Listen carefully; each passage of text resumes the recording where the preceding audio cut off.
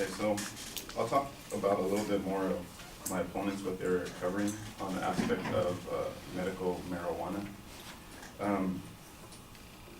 They're not specifically specifying what is actually, if you're just talking about marijuana, does anyone really know why marijuana is a medical benefit? They're not clarifying that. I don't know that, so they're not really stating that. I can't really clarify what. I could just smoke marijuana and I'm pain free. I don't know. So I guess they'll probably clarify that maybe later. But other than that, on the other thing of the economic benefit that they're actually going to get, I'm going to go back to the whole big tobacco company again. The same concept where it goes back to, yes, the whole economic boom of Colorado and Washington. Yes, they gained the whole over $100 billion in tax revenue.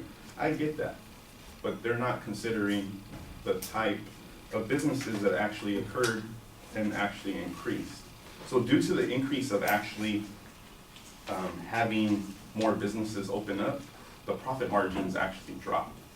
So when actually a long term, when you're actually dealing with the whole GDP of the economic growth type thing, it's going to take a long while to actually see any types of benefits from any of that. So the same thing like Colorado and Washington, it took them a year to actually see what type of income they were actually getting from there.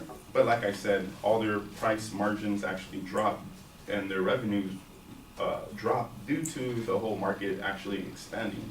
So now if you're sitting there saying you have these big corporate conglomerates that are actually sitting there getting together and they're going to build like a whole monopoly industry of marijuana. Now, what is that going to do for the rest of the economy? The rest of the economy there, like us, that we're sitting there, we're trying to work on establishing ourselves in the business world. We're sitting there trying to create business jobs and actually an income for ourselves. They're taking from us. So is that really benefiting economy? No, it's benefiting the big dogs, the ones with the money. So what is that going to do? Push us to where? The black market, as I said. The black market is the one and the biggest industry that's actually booming.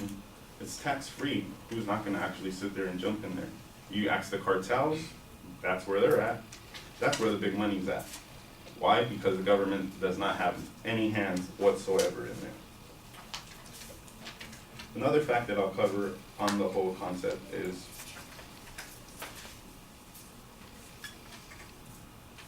in August 2015, a session of annual summit of the National Conference of State Legislators, they came pretty much to come together and listen to Colorado and Washington and hear what their issues were within the last year of the whole passing of the legalization of recreational marijuana. So in their findings, the top concerns that they really had was, again, black market. The marijuana tax rate should not be so high as to prevent eliminations of the black market. So in other words, we're not going to exceed a pretty set tax level, because if you're sitting there doing that, it's going to push everybody that's actually trying to go recreational and medical purposes, it's going to push them towards the black market. And again, it's something that the legislators do not want to happen. Another thing is they got to be more cautious to the medical marijuana.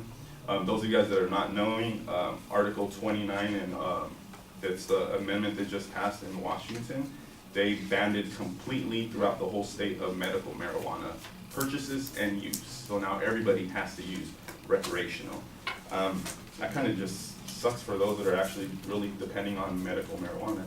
So I kind of do think that proposal is not going